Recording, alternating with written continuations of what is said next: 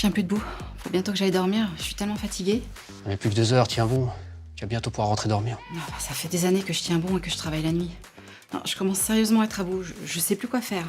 Vivement la retraite. Oui, bah, si elle pouvait arriver plus vite, ça m'arrangerait. Ça nous arrangerait.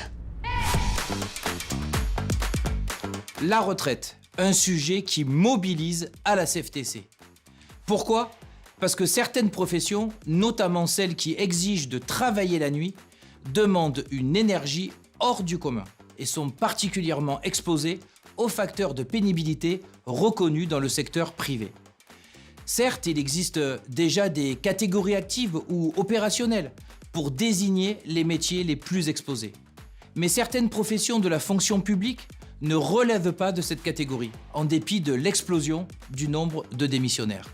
L'idée que certains métiers de la fonction publique relèvent de la vocation est largement répandue, et cette vocation est valable pour tant d'agents.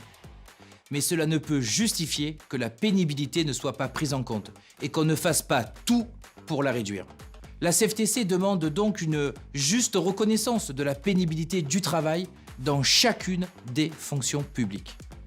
Cette reconnaissance devra bien sûr être suivie des faits. Alors lesquels ? D'abord, un temps de travail adapté, comme par exemple un temps de récupération respecté pour le personnel hospitalier. Ensuite, une durée de carrière ajustée à la pénibilité du métier.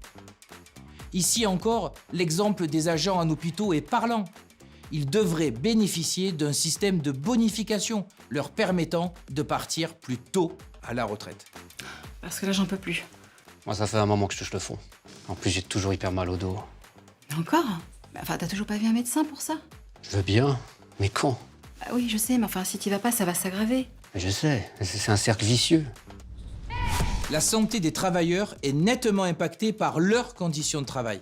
Pourtant, il n'est pas rare qu'un agent de la fonction publique n'ait vu qu'une seule fois en 15 ans un médecin du travail. Incroyable quand on sait que cette visite devrait avoir lieu tous les 5 ans.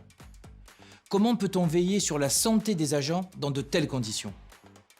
Normalement, un médecin de prévention doit être présent dans chaque administration ou établissement, mais de fait, c'est loin d'être le cas. Et vous imaginez bien à quel point c'est préjudiciable dans des métiers où la pénibilité est très importante.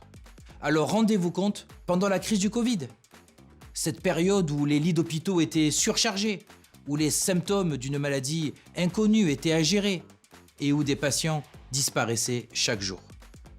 Ces conditions exceptionnelles ont eu un impact important sur les agents, qui se sont surinvestis, souvent au détriment de leur santé physique et psychique. L'objectif de la CFTC est le suivant. Nous souhaitons que soit mis en place un véritable suivi avec des médecins et des psychologues formés à la médecine du travail.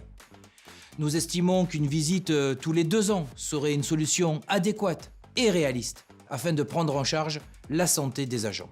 Pour finir, je veux évoquer la question du handicap, primordiale pour la CFTC. L'adaptation d'un poste à un travailleur en situation de handicap n'est pas entrée dans la culture de l'État. Or, c'est le poste de travailleur handicapé qui doit être adapté à la personne, et certainement pas l'inverse. Il est temps de faire changer les choses.